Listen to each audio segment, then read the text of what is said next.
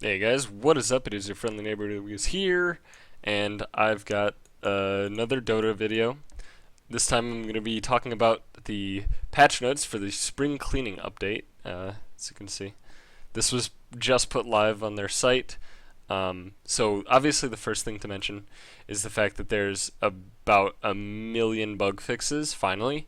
This is the big bug fixing patch, and they're pretty substantial. A lot of them are actually like huge, but I'm not going to go over that as it would take a bit too long. Instead, you can read those. There will be a link in the description, of course, for that. Um, some of the other changes are, uh, again, these are kind of bug fixes, sort of. A lot of the inventory interface and etc. changes are also basically bug fixes. And again, you can read those. But I'm going to focus on the thing that everybody wants to see, and that'll be the actual gameplay update. So, obviously, let's start at the top. So we got Roshan base armor increased by 1. That's whatever. I mean, that'll definitely make it harder to do level 1 Roshan significantly. Even though 1 isn't a lot, um, across, however many attacks, however many people are hitting Roshan, it's a pretty substantial amount of physical damage reduction. So level 1 Roshan will be a little bit less feasible. It'll still probably happen, but not nearly as much. Obviously, it's kind of hard to do anyway. So then we got attack speed now always continually adjust based on the latest modification applied to the unit. So what this really does, this might as well go above. It's a bug fix for something called the attack speed bug, which would cause very strange interactions involving specifically fire spirits and untouchable, where even after the buff has ended or the debuff has ended, you will still have slowed attack speed for like the entire next attack, including backswing. It is something really strange, kind of confusing, but again, basically a bug fix. Now we have melee illusions created by a rune of illusion take 200% damage instead of 300%. Not too huge, but it could be nice for, level 1 melee junglers in your pubs, like an axe, let's say, and he gets an illusion rune, and it takes, less damage. It only takes twice the amount of damage from jungle creeps, so it might have an impact at some point, but it's not too substantial. It can pretty much be ignored. Random. Okay, so then these ones are actually just changes, very slight changes to the draft game modes. Random draft has 2 more heroes. Captain's draft has 3 more, 1 of each type. And Captain's draft, instead of having 2 bans for each, has 3 bans for each side, which who knows could make a difference. And then Meepo is no longer available in ability draft. This is obviously because Divided We Stand is far too strong in ability draft when you combine it with pretty much any ability, considering all of the clones can use all of your abilities, so, it can get pretty OP. So, let's move on to heroes. This is the stuff that is the most interesting in my mind. I read over the whole thing already, and a lot of these changes I think are awesome, and I think a lot of them make sense, and I don't actually think any of these will shift balance too heavily. But anyway, let's dive into it. Of course, we have Abaddon up first at the front of the alphabet with Aghanim Scepter. Borrowed Time now redirects 35% of all damage dealt to nearby allied heroes to Abaddon when active. So, for those who don't know, his old Aghanim Scepter, it increased the duration of Borrowed Time, I think up to 7 or 8 seconds. I don't quite remember which is the number for level 3 Ultimate. And it was incredibly mediocre, but now you essentially become a beacon of damage absorption for your team within a 900 AoE. So when Borrowed Time is popped, you might actually at some point manually pop it as Abaddon, instead of in the past you would never manually pop it. But you could manually pop it to not only reduce all of the damage your allies are taking by 35%, but also heal you by all of that damage that you're reducing, which is pretty interesting. I'm not sure if this will really change Abaddon. He's kind of a niche pick as is, and I don't think this will change him too much, but I think that when he is a niche pick, this will strengthen him significantly if he gets farmed, that is. Who knows? We could maybe see an actual farming Abaddon. I doubt it, but, there's always a chance. Next we have AA, has Chilling Touch, attack speed reduction increased from -15 to -20. Small nerf to Chilling Touch, understandable, because right now the way that you play AA is just max Chilling Touch, no exceptions, and just lob your ultimate, and that's it. He's a very, very one-dimensional hero, and slightly nerfing Chilling Touch I think is the correct way to go, because then it might, people might actually look at Ice Vortex, which by the way is very strong. It increases the magic damage that everything inside of it takes pretty substantially. But moving on, we have Anti-Mage. Mana Void's area of effect increased from 450 to 500. In the last patch, or the patch before? I think it was 679, not 680. Mana Void's AoE was increased, I think, from 250 to 450, if I'm correct. Basically, it makes it an actual AoE instead of just essentially within melee range of the guy you target. And now it's another increase of 50, which realistically is an increase in 100 because this is radius, not diameter. So, or is it? Hang on, now I'm confusing myself. I know there was some other thing in the last patch that was similar. Regardless, 50 more range is pretty big, in my opinion, because this AoE is already gigantic. Trying to think about it. I guess it is just diameter. I don't know. Whatever. Moving on. I'm wrong. That's what matters. So we have Axe with Counter Helix, now uses random or pseudo random chance. All this does is it means that every time you don't spin, it increases your chance of spinning. Every time you do spin, it decreases your chance of spinning. All it really does is it neutralizes streaks of spinning or not spinning. And there's at least one other thing farther down in the patch notes that also has been changed to use pseudo random chance. Basically, I think they're eventually going to move to almost all, if not all, abilities using PRNG, which is pseudo random number generation. But yeah, they're just changing a lot more things to this, so it feels less streaky, if that makes sense. So Flaming Lasso mana cost increased from 150 to 225. Batrider is still seeing a lot of play, even after the last nerf he received. He's still insanely strong, and this will put him back in line, in my opinion. He doesn't have the best mana pool when he first hit 6, so he'll probably be able to Firefly Lasso and do a couple Napalm and not much else. 75 mana is pretty big, in early levels at least. We see Beastmaster has a base damage increased by 4. That's huge. This hero really did fall off, and they've been buffing him a bit. The change to his summons is pretty strong. And now they've increased his base damage by 4, which I think will definitely help him. He might actually come back into the mid lane, we'll find out. Obviously, any base damage increase helps a bit for any hero. Then we have Bloodseeker. Blood Rage cast point improved from 0.6 to 0.4, and it can no longer be dispelled. So Blood Rage was recently buffed to purge buffs or debuffs, depending on, cast. It basically just dispel when you cast it. However, the cast point was really restrictive. 0.6 is a very large cast point, and 0.4 is actually pretty nice. That's pretty fast. Basically, what that means is it takes this long to cast it, so in seconds. So it used to take 0.6 of a second, now it takes 4. So that's pretty good. And apparently, using a Manta or a BKB will now no longer remove the silence, which I think is another nice buff. So that means if you use it on Invoker, let's say, he can't just BKB to remove it and then cast his spells. It's actually like a Doom, almost, which I like. I think that's an awesome change. I think Bloodseeker will definitely see play competitively after this patch hits, because I think this is enough to put him into the meta. He has been kind of wavering on the edge of meta for a long time. Like, he's really, really strong. He just isn't quite there. So I think that this buff is pretty substantial. I really do think that Blood Rage basically becoming a Doom, well, a silence version of Doom, is pretty good. Pretty good. So then we have Bounty Hunter. Track cast range increased from, scaling up to 1200 to 1200 flat at all levels. It's a pretty nice buff. Not going to have too much of an impact. It'll probably just help a little bit in the early game, as you could expect. So obviously level 6 you'll be casting track from farther away.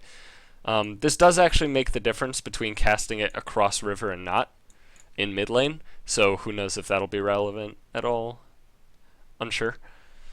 So next up, Brewmaster. If you have not attacked for 10 seconds, your next attack will always have a Drunken Brawler crit, and then the same thing happens with the evasion if you haven't been hit for 10 seconds. I think this is a nice change, and it carries over to your Fire Spirit if you have Ags.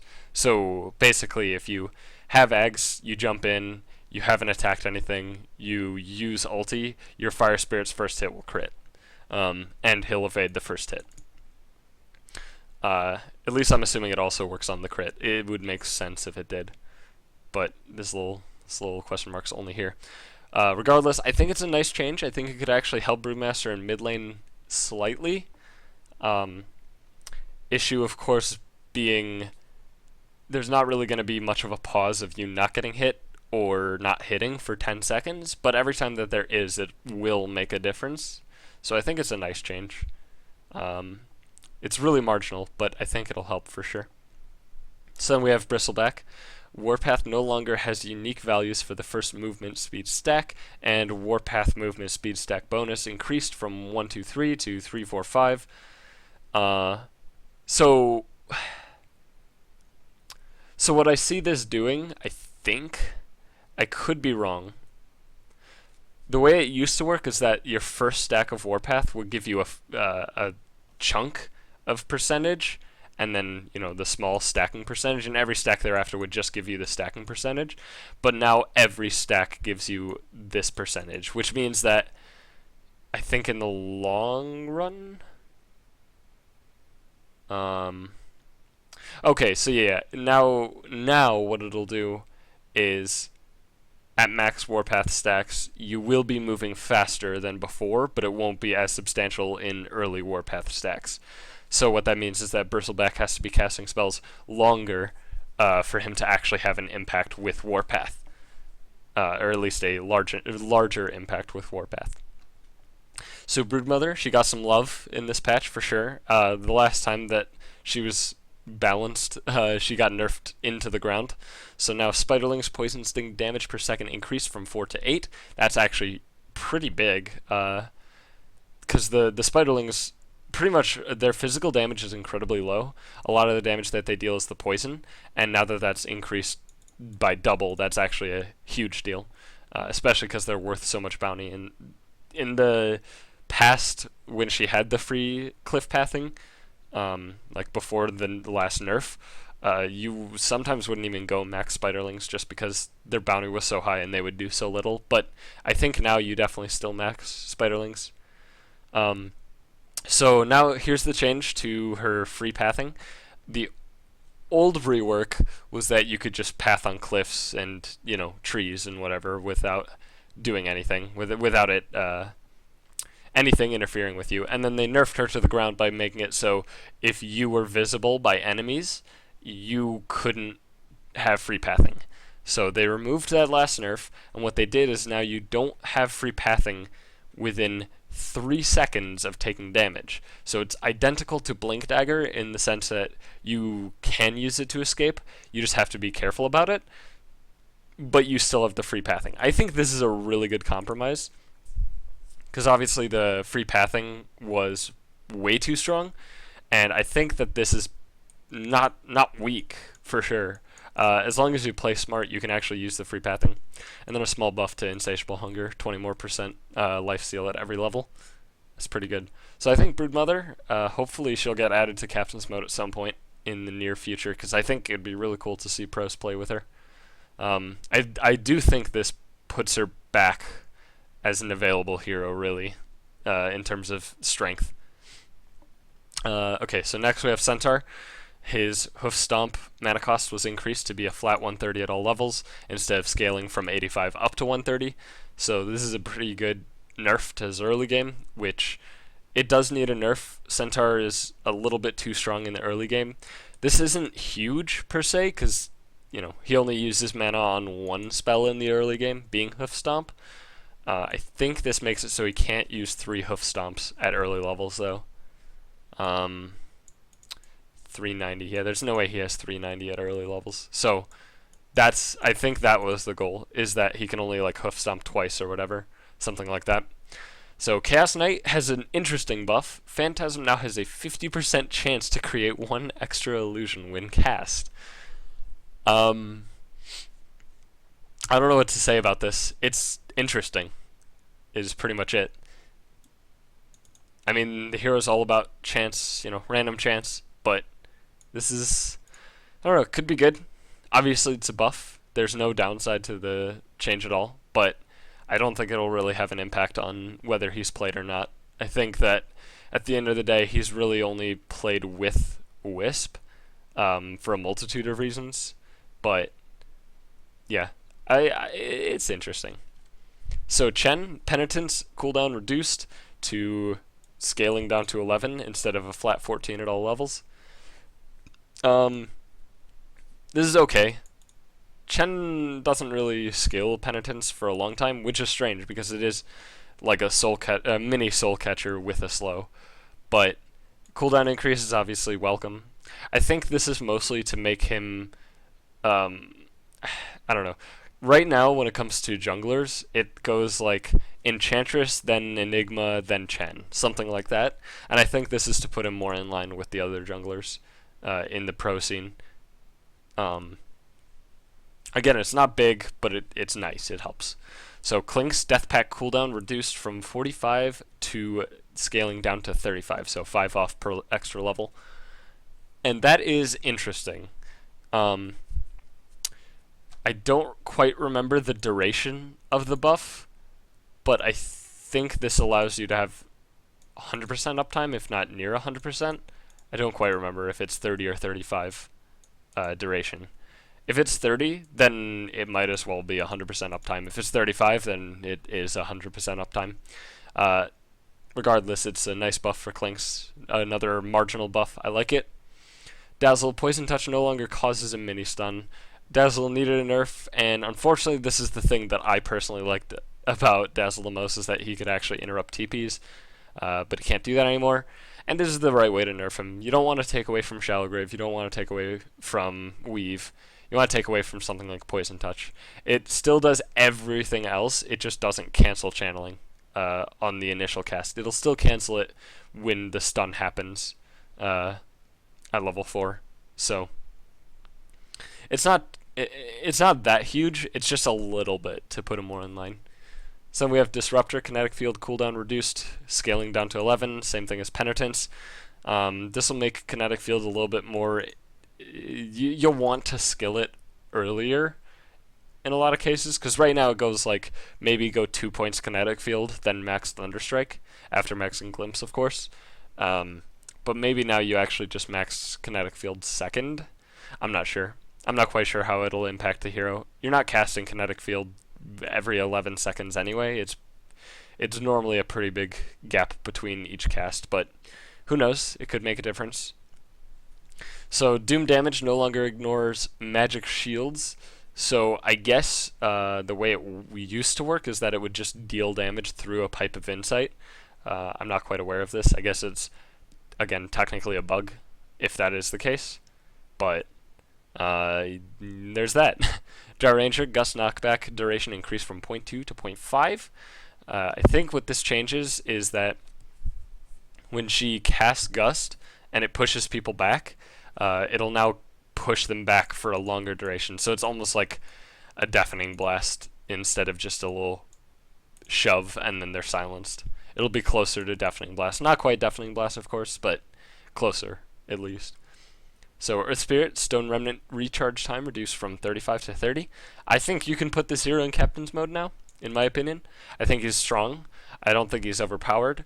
I think that he is, with this buff, I think that he can actually compete. I've played a lot of Earth Spirit, and I do think that the change, putting the stun on the kick and the silence on the pull, did hurt, obviously, because now his combos are harder, but he still can combo really, really effectively. Not to mention his ultimate is like better than an Epicenter, assuming that you have good positioning. So I think this hero is very, very strong, and I think that he should actually make it into Captain's mode, and I think that he'll be picked He'll be picked a lot as a support because he's a very good support. Anyway, Earthshaker. Creeps no longer try to path around Fissure, they will wait for it to disappear. Echo Slam no longer ignores units that are invisible or in Fog of War. So this change is to stop people from pulling creeps to the Radiant Ancients, the Dire Ancients on Dire offlane, and a myriad of other places. However, it doesn't quite do the job. You can still pull the Radiant large camp near the mid lane, if I'm not mistaken. You can still pull it to the creeps. If you place the Fissure, run over, grab the creeps, because their leash is 7 seconds. So if I think it might actually work for any creep, but if it is trolls for sure, you can pull it. Obviously, it is going to stop ancients, but oh well. Echo Slam change is nice. I like the fact that they're actually changing it, so all of the AoE spells are actually going to hit invisible units, because for some reason there were AoE spells that didn't, like Venomous Gale, Veno Ulti, Poison Nova is what it's called, Echo Slam, and then Earth Spirit also had a bug fix where Magnetize wasn't affecting invis units, so I think they're just normalizing that, and I like it. I think it's a good plan. Elder Titan, Echo Stomp mana cost reduced to a flat 100 at all levels, and Echo Stomp physical and magical damage increased from 80 to 95 each.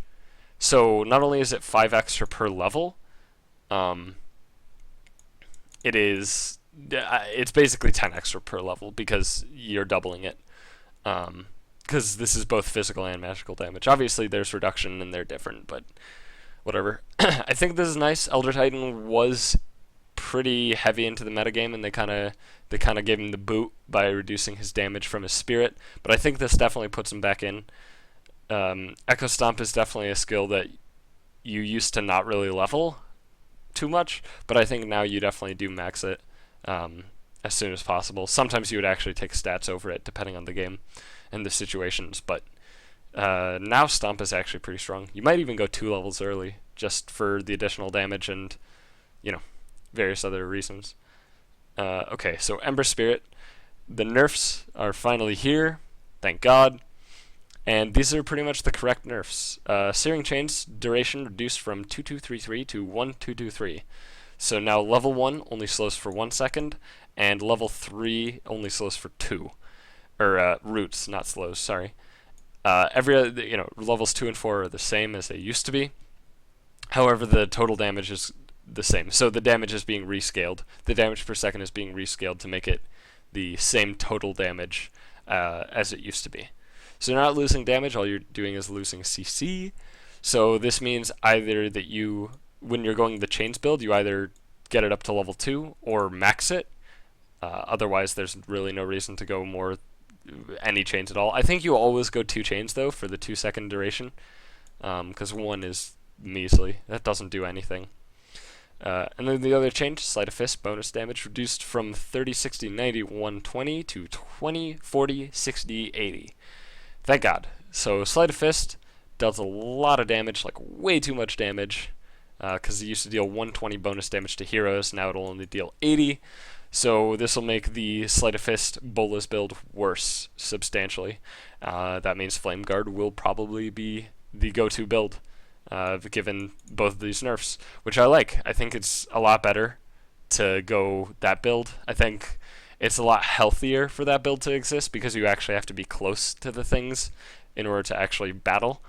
Of course, you can still use the Sleight of Fist Chains combo to get close, and that's great and all, but yeah, I think that you go Flame Guard first, or max Flame Guard first, which I like. I think it's a good change. Enchantress, Untouchable, slow duration increased from 3 to 4. This is good. It's pretty much allowed because they fixed the attack speed bug, so, it allows them to do something like this. I don't think it really is going to change anything in the long run. I think Untouchable will remain basically the same as it used to be, given the fact that they patched out the attack speed bug and increased the duration. I think it'll basically end up being the same. So, Midnight Pulse area of effect increased from 400 to 600. That is gigantic. That is absolutely huge. That is that's like 1.5 times the AoE of Black Hole, maybe. It's huge. It's just monstrous. It'll be nice, obviously. I think Enigmas will actually cast this first before casting Black Hole in the future, even though you're always supposed to do that. Most Enigmas don't. They're just like, blink, Black Hole, go! But, yeah, that's... It won't really change the hero too much, but this is a gigantic AoE, for sure. So, Faceless Void, base agility increased from 21 to 23, and turn rate improved from 0.5 to 1. So, the agility, obviously, is going to help him. The turn rate, I'm confused by. I'm confused. I don't quite understand how turn rate works. Apparently it's improved, though. But from what I understood... Well, I guess that's right. Yeah, because 1 is what Nake's has, and Nake's turn rate is super strong. Like, super, super fast. So, yeah, that'll actually help a lot. That'll help, especially during Chronosphere.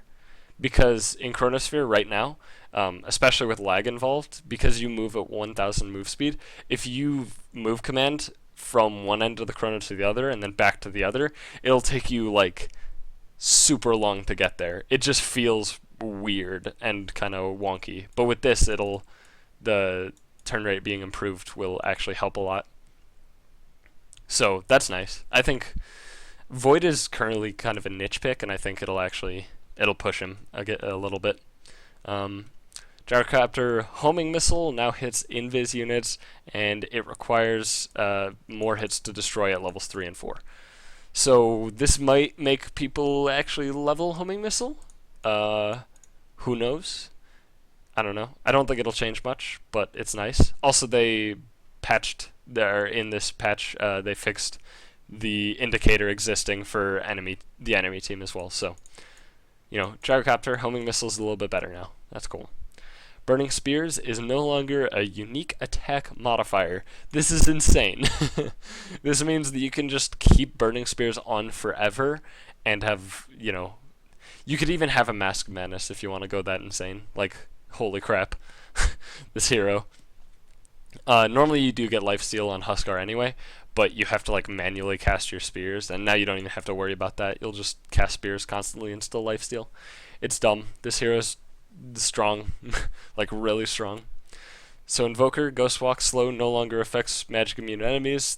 This is basically a bug anyway. And EMP delay increased from 2.6 to 2.9. So that's big. This means that getting out of EMP should always be possible, unless he actually has a really good NATO. This basically means the old way that you could do it, you could, if you wanted to just guarantee the EMP to hit, you'd throw the tornado, and right before it hits the enemy heroes, you drop an EMP on the ground directly next to the enemies, and no matter what happens, when the EMP goes off, the enemy hero should be in the AoE, but now they could potentially walk out of that. You have to place the EMP a bit sooner now, which I think is a good nerf. I definitely think that they didn't want to, make the amount of mana drained, way lower. Also, sorry for the dogs. So I think this is the correct way to go about it. So Jakiro, Dual Breath range increased by 50. Liquid Fire level 4 cooldown reduced from 5 to 4. Aghanim Scepter Macropyre duration doubled, and the Aghanim Scepter Macropyre range increased by almost 500. This is huge. This hero is actually really strong already, and these changes are gigantic. Dual Breath is currently a pretty lackluster spell because of the way that they changed it, so it doesn't have initial damage anymore. It just all has damage over time. But now that the range is increased by 50, that'll kind of counterbalance it out, I think. Liquid Fire cooldown down to 4 is stupid. This means you can have 100% uptime on all towers. And if you're on Dire, you can actually hit both tier 4s with Liquid Fire. And then obviously the Aghanim Scepter Macropyre buffs are awesome. 14 seconds is insane. I don't know. I like this hero a lot. I think he should see more play. Also, 1800 is huge. Like, I don't know. This guy's really strong. He's always been strong. It's just that he's just barely not strong enough, and I think this might push him over the edge. I know I'm saying that a lot, but I really do think that this patch will balance every single thing that 6.8 didn't balance, which is crazy because 6.8 is like the best patch for professional Dota ever. Juggernaut, small base attack time improvement. I mean, it is small, but it actually is pretty nice. So the fastest base attack time in the game is 1.4, and that is shared by that's only Terrorblade, I think, and then 145 is Anti-Mage, or that's Oracle, and then 145 is Anti-Mage Terrorblade, I think. Something like that. Regardless, this puts him closer to Anti-Mage in terms of base attack time, which I think is nice. So this is the thing that I thought was hilarious. Keeper of the Light Aghanim Scepter now provides permanent spirit form, meaning you can always recall and always blinding light. And the following effects are also active during the day, specifically during the day. So this guy's the enemy of the Night Stalker. Keeper of the Light gains unobstructed vision, Night Stalker, and Illuminate heals allies for 75% of the damage values.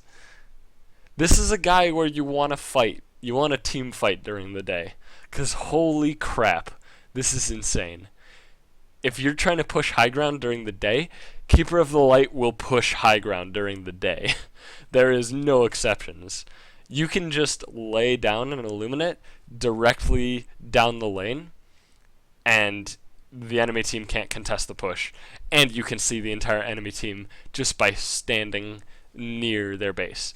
Also, I don't know, it doesn't specify here, but because it's permanent spirit form, that means that the Illuminate is detached from you, which means that you could be in the AoE, which I think means that you will also get healed for 75% of the damage values.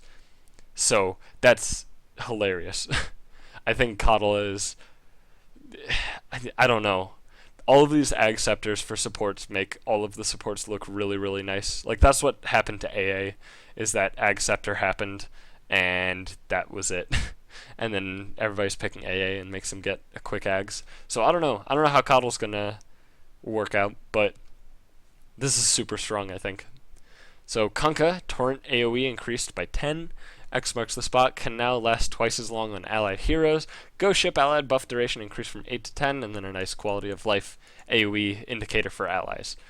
I think the buff duration from 8 to 10 is actually big. Torrent AoE, it's okay. It means that you can definitely fit all of the creeps into a Torrent in a lane. The way it used to be is that if they had a bad pattern, you wouldn't be able to, but now you can fit all of them pretty much always, I think. And then this X change, I don't know what this will do. I don't think it'll do anything. It's just weird. It's just a thing that's there. So, I don't know.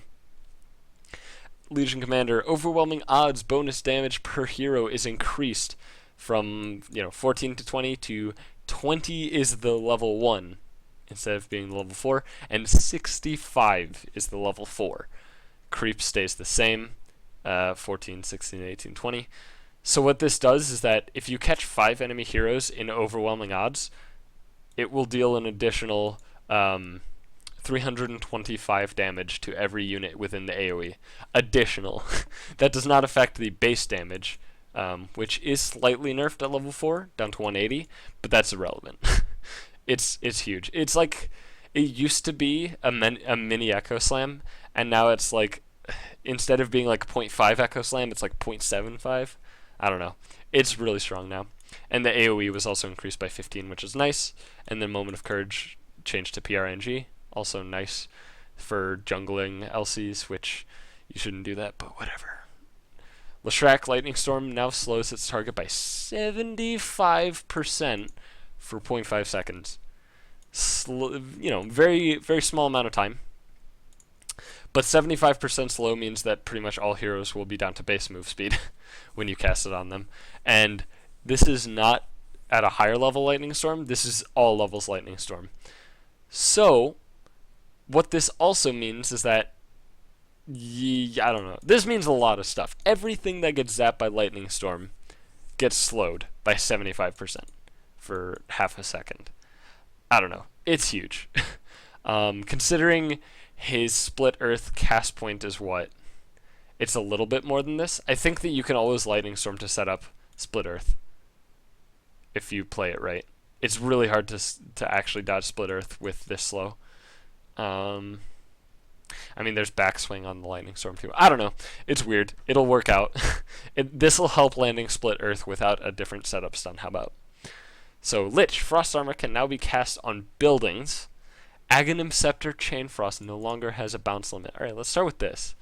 Frost Armor can now be cast on buildings. That's big. A lot of extra armor on buildings, which already have a lot of armor, of course, which it technically does increase the same amount no matter how much armor they have, but you see the effect less. I don't know what I'm saying. Armor's a weird thing. Positive armor versus negative armor, whatever. And then the Aghanim's change is hilarious. If you actually get Lich with Enigma, this means that the entire enemy team could just like instantly pop if the black hole is good enough. And Lich has Ags. So this makes Ags actually worth it on Lich. Ags before was kind of like okay. You wouldn't really buy it because it wasn't really worth the money as a support. But now who knows? No bounce limit is crazy. I don't know. This implies a lot of stuff. Lena attack range increased by 20. And Laguna Blade going through magic immunity still gets reduced by normal spell resistance. So what this means is that you can actually burst BKB targets if you have an eggs. That's actually really nice. I don't know. There's not much else to say about it. It's pretty straightforward. Attack range, whatever. Lion, Hex cooldown reduced by 1 second per extra level. So, whatever. Small buff to Lion. Lone Druid. Oh god, sorry. Spirit Bear health regeneration increased from 2 to 2, 3, 4, 5. So that's a nice little buff to Lone Druid. Makes the bear actually significantly tankier than he used to be. 2.5 times the health regen in a lot of situations means significantly more health because the bear doesn't get bursted quickly anyway. So that's big. Luna base agility reduced from 22 to 18. I like this change. It makes sense. Luna's a little bit too strong now, and this will also obviously decrease her base damage by 4, which is it's big. I think it's enough to put Luna in line, so she's not actually as strong as she is right now, because she is a little bit too strong in my opinion. A lot of pro teams don't pick her up because she is very squishy, but she deals a lot of damage at all stages of the game right now, so I think this will even her out a little bit and make her require a bit more in terms of items, at least in the early game. Maybe you actually go Aquila now instead of just going like Midas into BKB or some stupid shit. Lycan Shapeshift no longer provides 100, 200, 300 bonus health. That's nice. Obviously, Lycan's really strong right now, and I think this will definitely help. This means that Shapeshift will only be a haste plus the crits plus the damage. It increases your damage, right? I think. Yeah. And armor, actually. So it's not an additional 300 health, which is nice. I think it'll definitely help balance Lycan out. I think he's still going to be a little bit too strong. His wolves are stupid strong right now. Magnus removes skewer max target limit.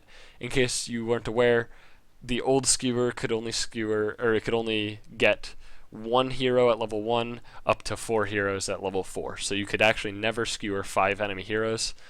But now they removed the limit, so you can always skewer as many things as you want, which is cool. And then the range is going to be increased, so 150 extra at level 1, and then the same at level 4. And I think that's nice. That'll definitely help Magnus in the early game. It might actually make him a viable offlaner. And obviously this just helps his team fight even more, as if you weren't already a team fight beast. That'll just help even more. So who knows, Magnus might be back in the offlane. Medusa, split shot reworked, so instead of dealing scaling % damage with a max of 5 targets, it's now flat percent damage with scaling max targets up to 5. I don't know if this will change things. I honestly don't. I don't think it'll do anything really. And then Mystic Snake no longer requires Fog of War vision to bounce. So that means that if you throw it into Fog of War, if I'm understanding this correctly, if you throw it into Fog of War, it will bounce to other things, even if you don't see anything, similar to Witch Doctor's Cask. And then Mana Shield damage absorption per mana increased to be much stronger at early levels, but the same at the end. So, who knows? This definitely buffs Medusa's early game. So who knows if that'll be enough. Meepo, along with a very large assortment of bug fixes, he now has another 10 movement speed increase base. So he is now basically a horse. Not much else to it. He is now fast.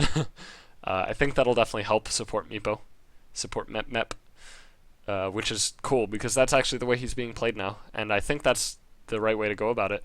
I think support Meepo is the way to go, the way to be. Sacred Arrow Vision reduced by 150. I like it. I think that's a lot more balanced. You don't get the same vision as Tornado anymore. I don't know what else to say about it. I think it's definitely a decent nerf. It's not going to hurt Mirana too much, obviously, because none of her numbers were changed aside from vision, but you now can't quite scout as well with Sacred Arrow. So, Mirror Image illusion damage dealt reduced by 10% flat across the board. That'll definitely help put Naga back in line.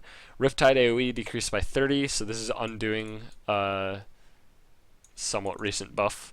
And then negative armor no longer goes through Magic Immunity. So, Naga Siren, really strong right now. I think this will definitely put her more in line. She'll still be really strong, but Illusion's not dealing as much damage. People really underestimate how big this nerf is, I think. This is basically the nerf that PL got, and PL just like vanished from the game because of that nerf. Even though it's like, oh, well, the illusions don't really deal the damage comes from like Diffusal or Radiance or whatever.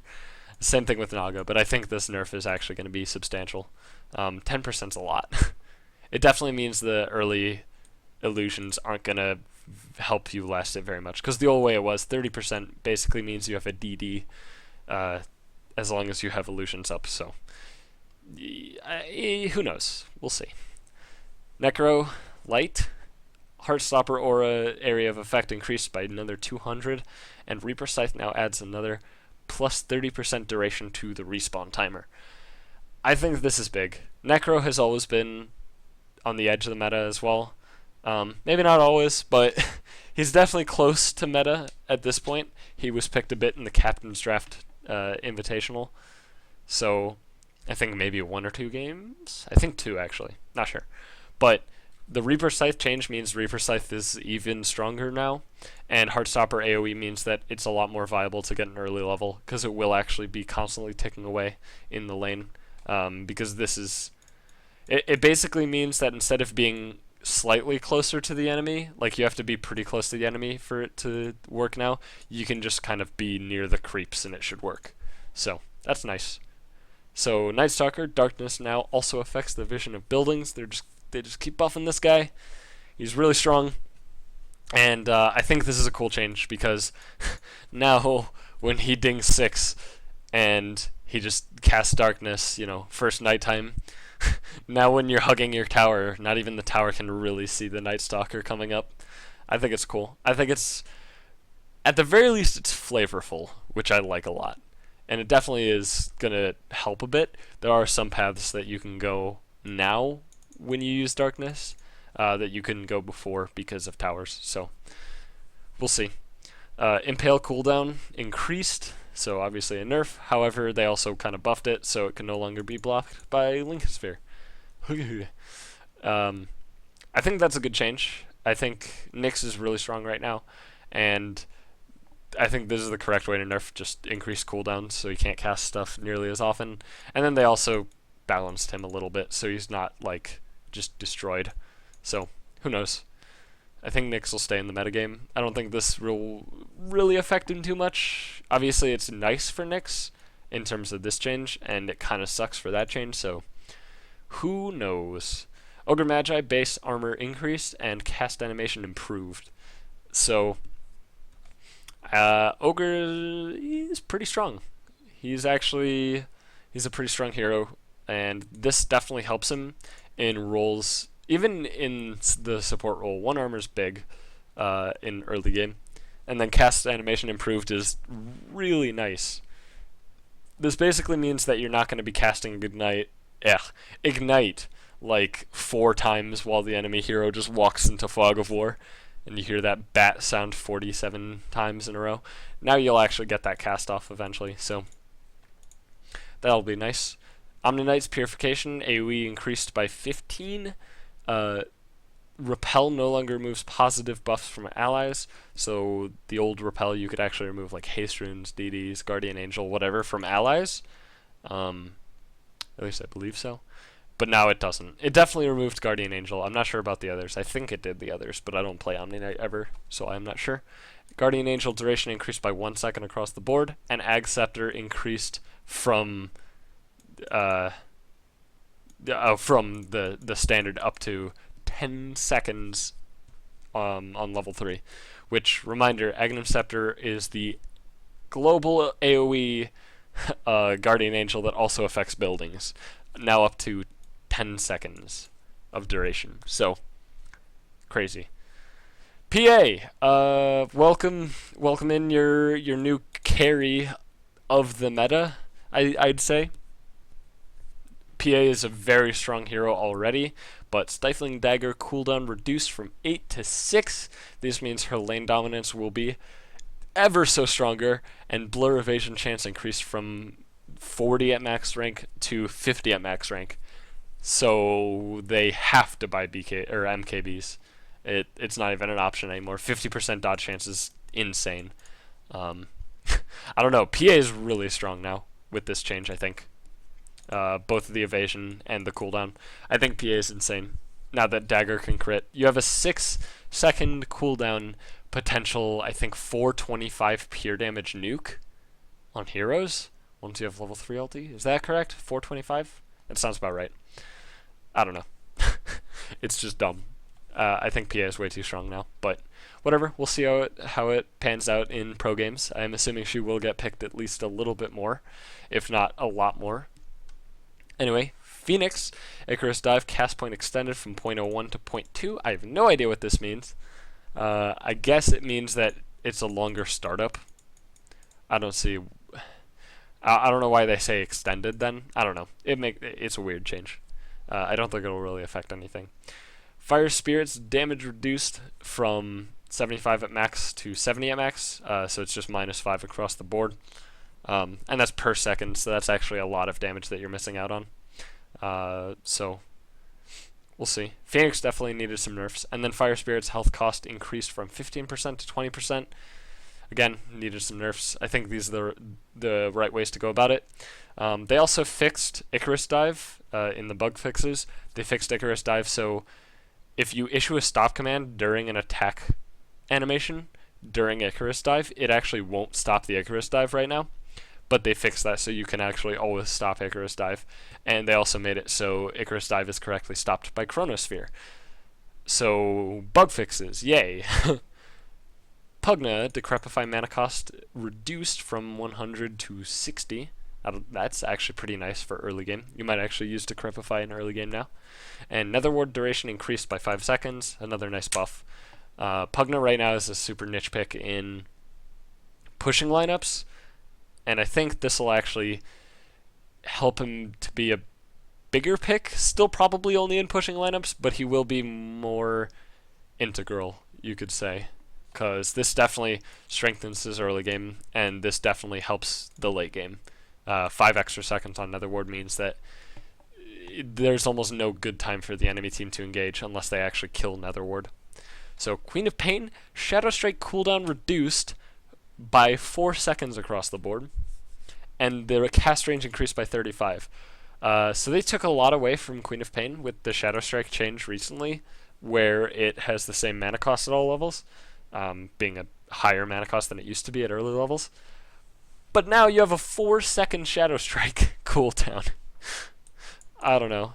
I think Queen of Pain is a strong hero, and I think this change will definitely help a lot more. It's actually kind of weird now.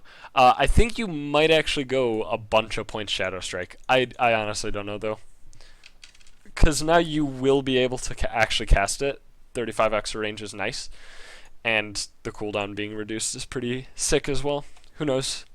It might actually change the skill order for Quap a little bit, so that would be cool. Razor, strength gain increased by 0.6 per level, that's huge. And unstable current slow duration increased from up to 2 seconds at max. These are nice changes. I definitely think that this makes Razor a lot stronger now. Definitely less of a niche pick. Right now, he's pretty much only picked to counter OD, and that's pretty much it. He's not a very strong pick outside of that, but now I think this will definitely help him out a lot. 0.6 extra strength per level is also crazy. I don't know. I don't know what they were thinking with that. 2.3 strength gain is actually really, really high for an agility hero. I don't know. That's crazy. Ricky, backstab now works when attacking allied units. This affects denies, which I think is really cool. This means that when you're laning, you can actually deny creeps at higher hit points than your enemies can last hit them, assuming that you have points in backstab, which you should. So, I think it's cool. I think it's a neat change. You can also 100% deny doomed allies, unless you're actually super mega bad.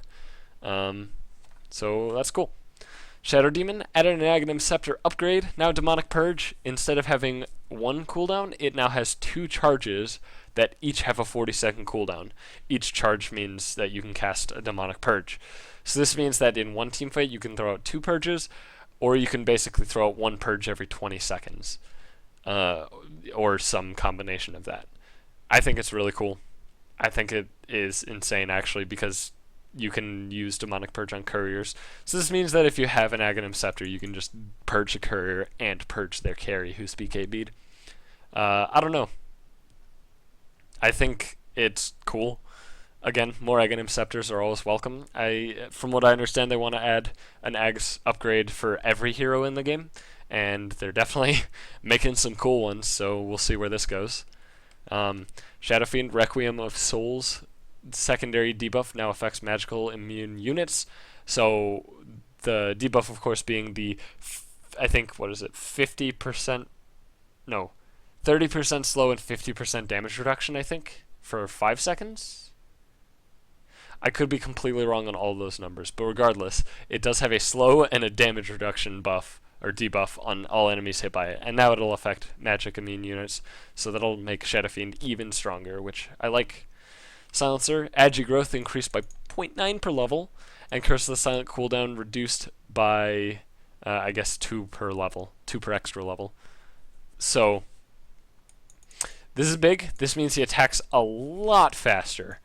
That is insane. Up to 3.0 Agi gain is crazy. That's crazy. 3.0. Jeez.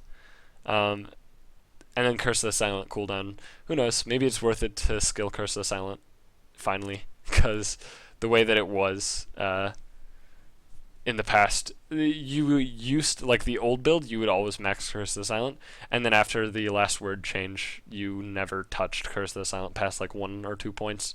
But now, who knows, on an 8-second cooldown, that's really, really strong. Skywrath Mage, base movement speed increased by 10, that's really nice, and concussive shot damage increased by 10 per level, I guess. Yeah, 10 per level, so up to 40 at the max level.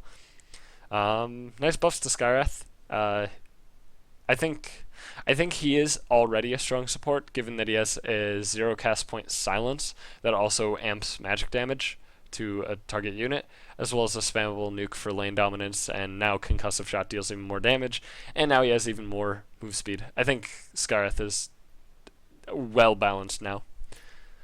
Sniper, fixed sniper's acquisition range not matching his maximum attack range. This affected attack moving, if I'm not mistaken. Again, more of a bug than anything else. But when you would attack move to somewhere, even if an enemy unit was inside of your attack range, your 950 attack range, it wouldn't attack it under certain circumstances, I think. I think if they were like 900 range away or something, then it wouldn't attack them. But now it actually matches his attack range. So when he has 950 attack range, he'll attack creeps that are 950 away when attack moving. So good change. I like it.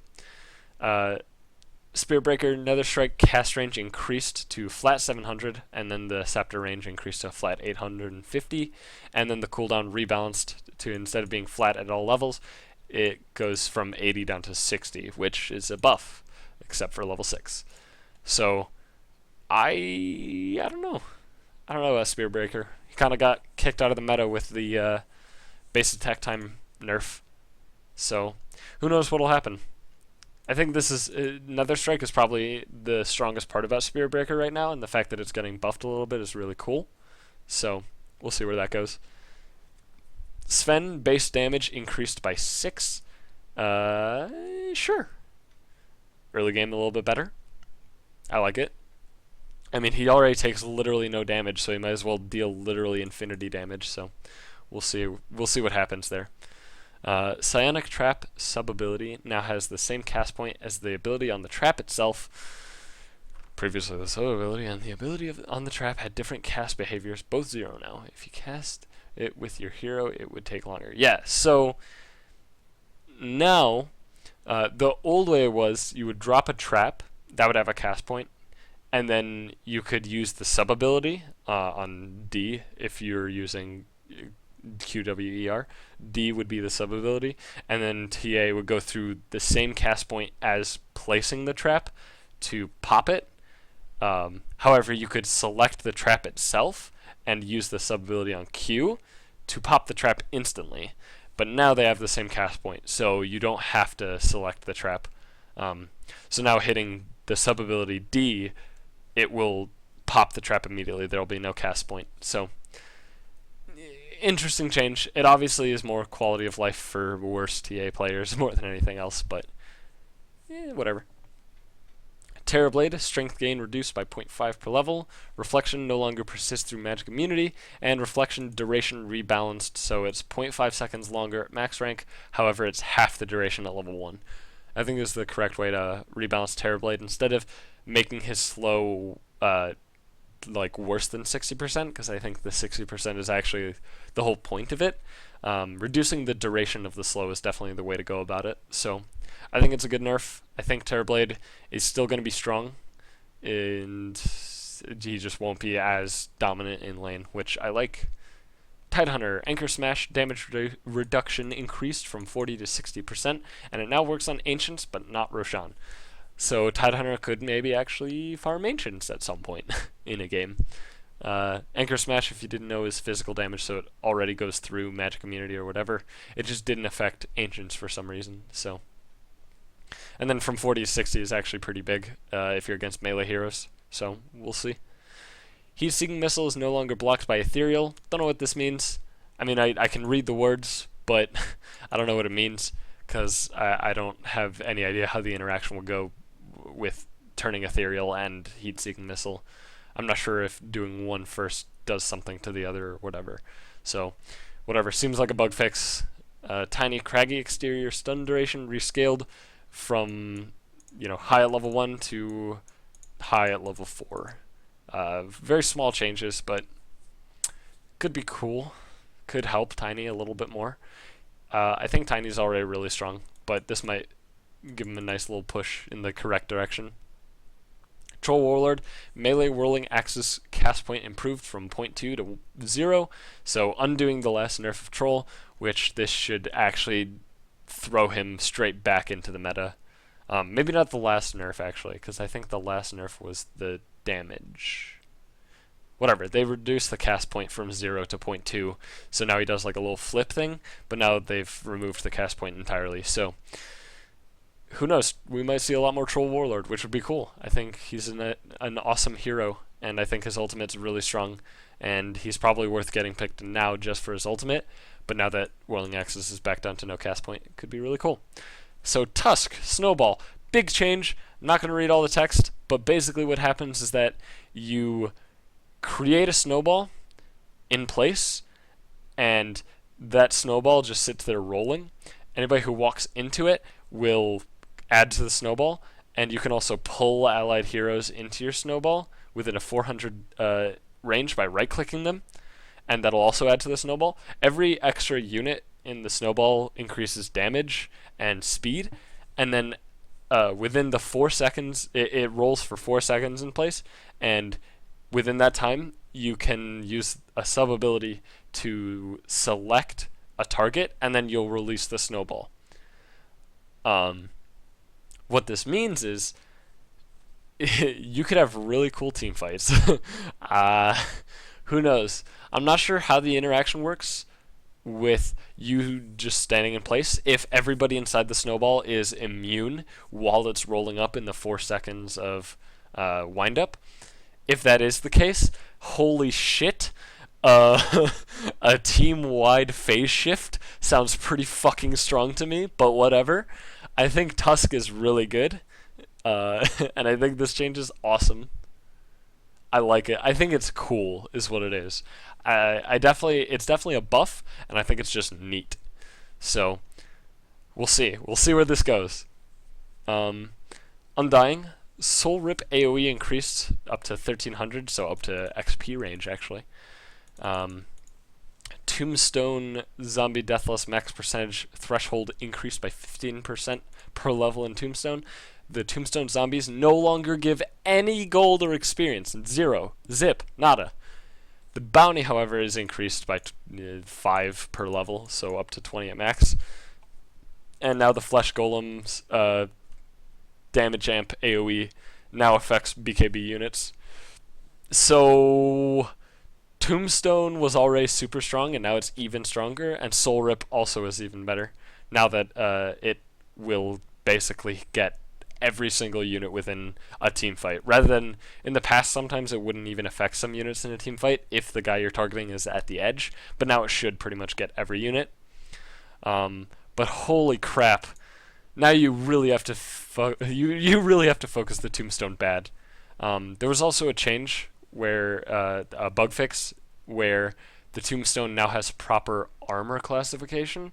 I'm not sure what it used to be or what it is now, but they apparently fixed that. So I'm not sure if it'll make it easier to kill Tombstone or harder, but regardless, you really need to focus the Tombstone because this is huge buffs. Ursa, Fury Swipes is no longer a unique attack modifier. What the hell? So, I have no idea what this change does. There's so much stuff about this change that just confuses me. So, unless I'm mistaken, this means that Vlad's will no longer heal you for the ridiculous amount of damage that you're dealing to Roshan with large Fury Swipe stacks. I think that's correct, because now Fury Swipes, either they changed it so it adds to your attack, or it's a separate damage entity entirely, just physical damage. If it is the latter, then Vlad's won't get the lifesteal. If it's the first, Vlad's will still get the lifesteal, and so will any other lifesteal effect, because you could build like Satanic or something dumb. You could also build Desolator. You could build whatever. Like, holy shit, this change is weird. I don't know. Ursa could... This could be big for Ursa, but it also could maybe not do anything. I have no idea. It's a weird change. It might even be a nerf if it is the latter situation that I mentioned. Vengeful Spirit. This is cool. So now Vengeance Aura will apply a negative buff, or a debuff even, as some could call it, on enemy heroes in an AoE of the hero who slays her. So it essentially means that when somebody kills Venge, they will get a reverse Vengeance Aura that interacts identical to the way Vengeance Aura would work for Venge with her allies. So, and it's based on her damage? Vengeance Aura level. Or right, no, it's a, sorry, never mind. I'm dumb. No, it's a percentage. So, if her Vengeance Aura is maxed, That's a lot of damage reduction to everybody if the enemy carry kills Venge, which is interesting. It could cause some really interesting plays where the support has to kill the Venge and then walk away from the fight so the carry doesn't get the negative Venge aura. But who knows? It could be cool. And this lasts until she revives, so nothing dumb like double reverse vengeance aura from like buying back and then dying. It's until she revives, so if you buy back, it gets removed immediately. Grave Chill cooldown increased from flat 10 to scaling from 16 to 10. Cool. Means that you actually have to level Grave Chill, I guess, if you want to use it a lot. So, little nerf, little balance tweak. Warlock Shadow Word duration increased by 2 seconds. That's actually big because that's an additional 50 health or 50 damage, I believe, because it's 25 damage or healing per second. So that's big. That's kind of nice. And then Upheaval cooldown reduced from flat 50 to 50 down to 38. And this is big because Upheaval is like the strongest spell in the entire game of Dota. I'm not joking. This spell is insane. And now on a even shorter cooldown. I don't know. I see no reason to not max Upheaval on Warlock. I think it's insane. Anyway, Windrunner. Activating Windrun now disjoints incoming attack projectiles. I always thought that this was a weird thing, where if somebody attacked you and then you Windrun while the projectile was in flight, you'd take damage from it even while Windrunning. So now it'll disjoint things, which is cool. At least attacks. It won't disjoint like Stormbolt or something. Aghanim Scepter Focus Fire damage reduced from this to down to not even reducing your damage, and no longer has special rules for procs.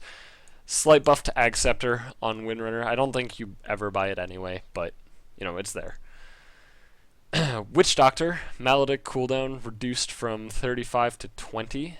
Nice. This means he can be a bit more active in the early game. And Death Ward base attack time improved slightly. Cool. So, nice little buffs to Witch Doctor. Nothing major, nothing out of the ordinary, just small little tweaks to make him a bit stronger. Wraith King Mortal Strike damage ratio increased. I spent a long time looking at this and don't quite understand what it means. The most logical thing I can point to is the amount, like the damage increase. I mean, wait. I don't even remember his crit numbers. Actually, this makes a lot of sense this makes a lot of sense. I just forgot what his crit numbers were. I thought that these weren't his crit numbers, but they are. It's just written in a different way than the crit is. So never mind. He just deals more damage when he crits. And then base armor reduced by 1. Zeus, Arc Lightning cast point improved down to 0.2. That's cool. Lightning Bolt True Sight range reduced from 900 to 750. Lightning Bolt Flying Vision range reduced down to 750. These are just little tweaks to make it not nearly as strong in terms of vision. However, now Lightning Bolt can be cast on the ground, affecting the closest enemy hero in a 250 range. Interesting. I don't know if this means that when you Lightning Bolt the ground, it will deal... okay, one thing that this means is that you can uphill Lightning Bolt, which is cool in the laning phase. The thing that I don't know is if it actually strikes if there is no hero. I doubt that's the case, but if it is the case, then you can just de-ward with Lightning Bolt like all day, every day. I don't think that's the case, though, but that'd be cool if it were. Alright, so we're done with heroes, onto items. This is actually taking a lot longer than I thought. There's a lot of changes in this patch, but if you stuck through, cool, thank you. But anyway, Animal Courier. Ground Courier respawn time reduced by 40 seconds, cool. So if the courier dies before you get a flying courier, you don't have to wait the full 3 minutes. It's just a nice little change. Bloodstone, Blood Pact heal increased from 400 plus 30 per charge to 500 plus 30 per charge. So, cool. Another extra 100 AoE HP. Basically an extra mech. I don't know. This could be cool. Could be a cool change. It's nice, at the very least. Clarity, mana regeneration from 100 over 30 seconds to 135 over 40. Interesting. This means that clarities will do a lot more for supports who are staying out of the lane, because you'll just get more mana. Obviously, it's over a longer time, so it's not as quick, but it is more mana overall. So I think it's a nice change, seeing as the only people who even have clarities in the first place are really supports. So I think it's cool. I think it's a nice little buff to clarities. Because right now they do feel really lackluster. They'll still feel lackluster, but they'll do more. So, Yule Scepter now will deal 50 damage to enemy units when they land. That's cool. So that'll cancel Blink Daggers if you use an enemy hero with Blink. Because I know I've had many times where my Death Prophet uses like a puck or something, and then the puck lands and then blinks, and then we can't follow up because he blinked. But now they can't blink. Obviously, in that situation, the puck could just phase shift, but that's out of the, that's out of the situation. Let's ignore that. Just cancels blink for 3 seconds, essentially. And now you can cast Cyclone on yourself while you're magic immune. Could be cool as well. Who knows? Who knows if that'll ever come into play? It might. It's just another nice little option that you have. Overall, I like it. Yule's getting a little bit of love. Manta Style, Mirror Image now resets the current attack and spell targeting priority. So the way it used to work is that if you right-click on a hero and then they Manta, you will continue to right-click on the actual hero. Same with a spell. It basically, it now will act like Chaos Knight's Phantasm and Naga's Mirror Image, where it'll shuffle targets. So, yeah, it's cool. So now you won't be able to tell the actual hero apart from the Manta illusions without actually having to hit them to find out. So I like it. Mjolnir, Chain Lightning damage slightly nerfed. Static AoE or Static Shock AoE is now around the guy with the static charge rather than the person who attacks it. Nice change. I didn't like seeing 15 lightning bolts flying into Fog of War. I thought that was dumb. Fixed Chain Lightning not functioning properly when it procs while a previous proc is still bouncing. So this is cool. There was a bug where Maelstrom and Mjolnir would have a, quote, internal cooldown. As long as there was a single bolt of lightning still bouncing, it could not proc more. But now, you can proc as many as you want at any point without an internal cooldown. So that's cool. I like it. I mean, I guess there still is technically an internal cooldown, but it's not the same. Essentially, you can get more than one chain lightning bounce when you're, let's say, Sleight of Fisting as Ember Spirit. So, cool change. Another bug fix, basically. Necronomicon, Warrior's movement speed rescaled to flat 350, so better at level 1, worse at the next two. And then the XP bounty increased substantially, up to 200 XP at the next level. So, nice little nerfs to Necro, not making it weaker, just making it, well, I guess technically making it a little bit weaker, but weaker in spots that don't feel weaker. So it still clicks really hard, and it still tanks a bunch of damage, but doesn't move nearly as fast, and when it dies, it gives a lot of stuff. 200 XP and 300 gold for dying is cool. This is actually all units, not just the warrior. So when you kill the ranged unit, that's a lot of XP as well. So, cool. Cool change. Obs and sentries, now they changed it so instead of accidentally placing a sentry in the well, first off, you can't do that. Secondly, if you're holding control, that's how you share it. Same thing like the bottle. You share by holding control and clicking it. So if you're holding control, it will not place a sentry, and if you're not holding control, it will not give a sentry to a teammate. So I like it. I like that change. There'll never be really awkward instances. I actually played a game where I was trying to put a sentry down in a team fight, and I accidentally clicked on my carry, who was 6 slotted at the time. Sentry dropped on the ground. We had to retreat. Enemy team got a free sentry. So that sort of thing won't happen anymore, which I like a lot.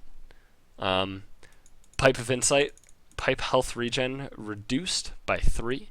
However, it now provides an aura which grants 4 health regen in an AoE. That's huge. And it is no longer dispellable. So nice little buffs to Pipe.